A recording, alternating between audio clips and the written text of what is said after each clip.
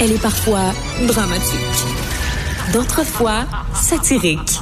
Mais chose certaine, elle ne joue jamais la comédie. Sophie Durocher.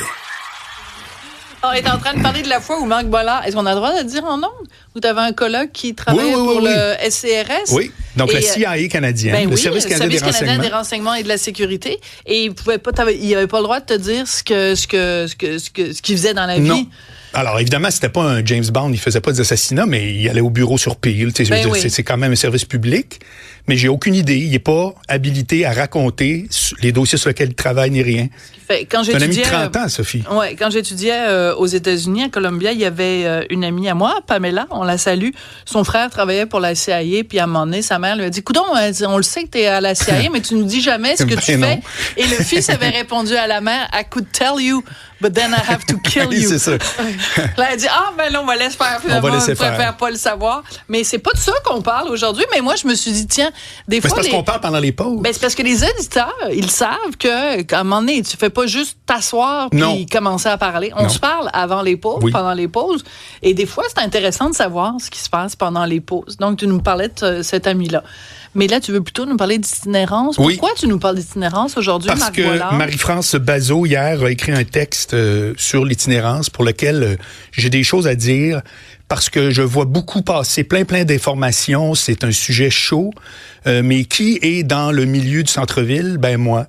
Moi, j'habite dans le quartier des spectacles. Il y a beaucoup de gens qui parlent de l'itinérance, mais qui ne la croisent pas au quotidien, cette itinérance-là. Nous, avant nos bureaux de Cube, je me tourne vers toi, Cybèle, parce qu'on la côtoyait quotidiennement. Oui.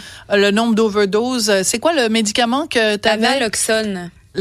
Analoxone? Non, la naloxone. Naloxone. Je me tourne vers André Sylvain parce qu'André Sylvain Latour, notre collègue, c'est lui qui, à un moment donné, il y avait tellement de gens qui faisaient des overdoses dans le quartier. À un moment donné, il s'est dit, il faut qu'on ait de la c'était quoi? Naloxone. Oui, mais parle dans ton micro, André Sylvain. Naloxone. Voilà, c'est toi qui avais dit ça, hein? Parce qu'il y avait beaucoup d'itinérance. Tout ça pour dire qu'il y a plein de gens qui en parlent, mais qui la côtoient pas au quotidien. Voilà. Alors, premier point, c'est que c'est pas à chaque coin de rue. Moi, j'habite dans le coin de Place des Arts et c'est un problème qui est honnêtement extrêmement parcimonieux. Ah oui? Oui, vraiment. Parce que juste un petit peu plus haut, parce que je sais où t'habites, juste un petit peu plus haut de chez toi, il y a beaucoup de sans-abri autochtones. Oui, c'est sur du parc. C'est une problématique particulière, mais des gens qui sont sous-morts de 5 heures le matin jusqu'à 5 heures le lendemain matin. Quand tu descends de Sherbrooke, il n'y a pas ça. Ouais. OK, moi, c'est en bas de Sherbrooke, il n'y a pas ça. Fait que je veux juste commencer par dire, c'est pas un film de zombies, là. C'est pas vrai que pour ceux qui sont rarement à Montréal, que toutes les rues, ça sort des égouts, c'est pas vrai, là. Il y a des coins où c'est ça. Moi, j'ai une expérience qui est très différente dans le coin chez moi. Non, mais commençons quand même par ça. Oui. Deuxième point. Madame Bazot, pour qui j'ai beaucoup d'estime, je lis beaucoup ce qu'elle écrit. J'ai lu son dernier livre sur les médias, etc. Donc, Marie-France Bazot, moi, c'est pas genre je me porte en foi tout ce qu'elle dit. C'est faux, c'est le contraire. Mais elle écrit, il faudra peut-être aussi tenter des solutions choquantes comme envisager la pérennisation de villages de tentes dans les arrondissements. Les moyens d'offrir un toit à tous devront être passés hors du cadre, OK? Donc, elle suggère que les campements, avec des tentes, qu'on rende ça permanent. Mettons. Pendant l'hiver. Écoute, c'est une idée à travers d'autres. Ce qu'elle veut dire, c'est penser hors du cadre. Oui. Je veux dire la chose suivante.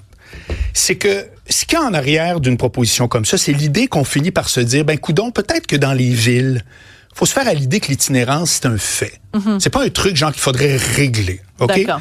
Voici ce qui va se passer si un jour, on arrive à ce constat-là, puis on fait, coudonc, il va y avoir un centre d'injection ici, il va y avoir un genre de petit camping là-bas, telle affaire.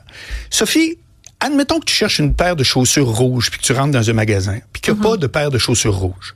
Il va arriver deux affaires. Un, tu vas en parler à la vendeuse ou au vendeur en lui demandant « T'as-tu des chaussures rouges? » Ouais.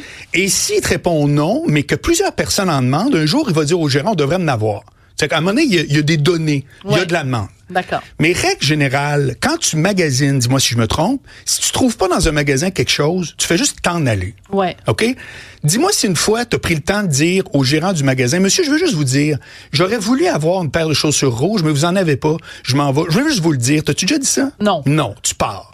Alors, quand quelqu'un décide qu'il veut rester au centre-ville ou à une place où il y a de l'itinérance, où il y aurait tout à coup des campements, puis qu'il dit, chérie, on va aller magasiner, ce sera le fun peut-être de déménager au centre-ville, et que tu prends le métro, qu'il y a un gars qui est en train de s'injecter, tu sors, il y en a un autre qui c'est terminé.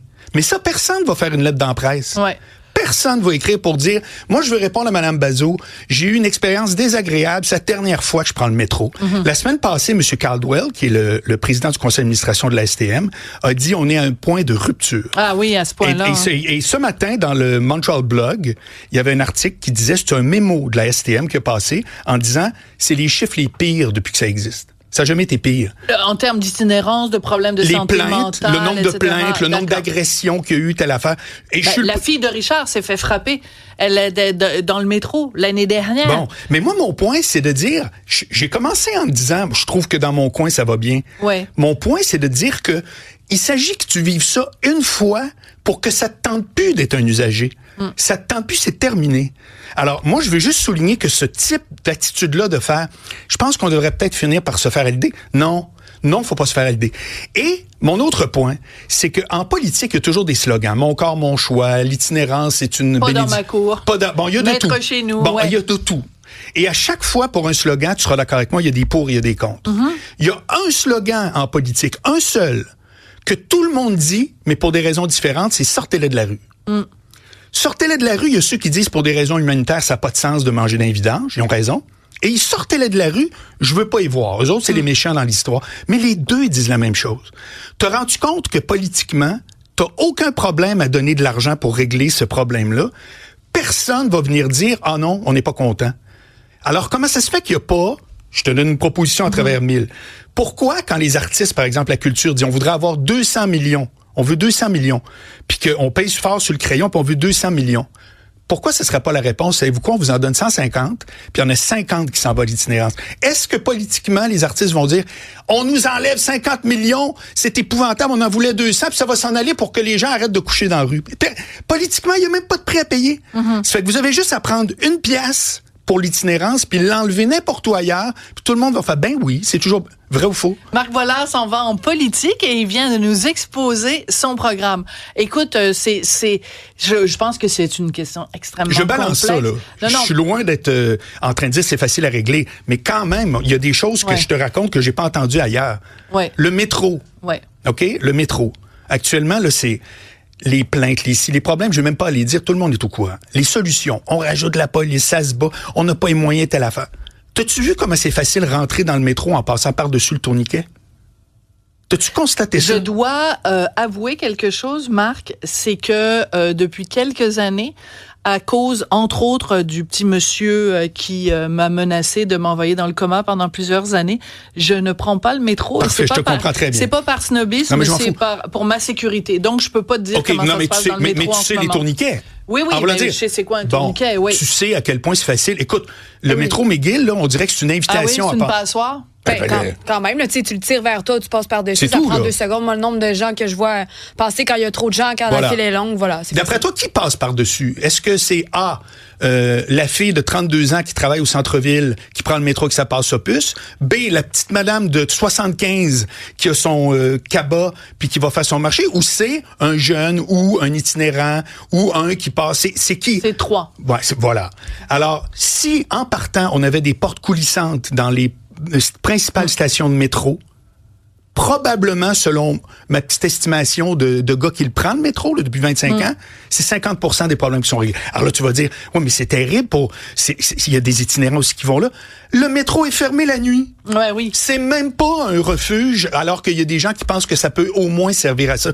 Donc, c'est 2 problèmes qui en créent un 3e. Oui, puis il y a toute la question, écoute, de la santé mentale, il y a la question des drogues, il y a la question des opioïdes. Le REM a des portes coulissantes. Est-ce que quelqu'un s'est plaint de ça? Non, c'est vrai. Partout, c'est des portes coulissantes. Oui, si t'as mais pas c'est parce qu'après, tu restes pogné dans le REM parce qu'il fonctionne pas. Pire, c'est juste à Paris. Oui.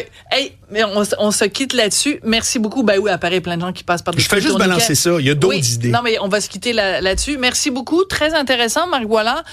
Merci, Cybèle. Merci, André Sylvain. Merci, Jean-Philippe. Merci surtout à vous. Et on se retrouve demain.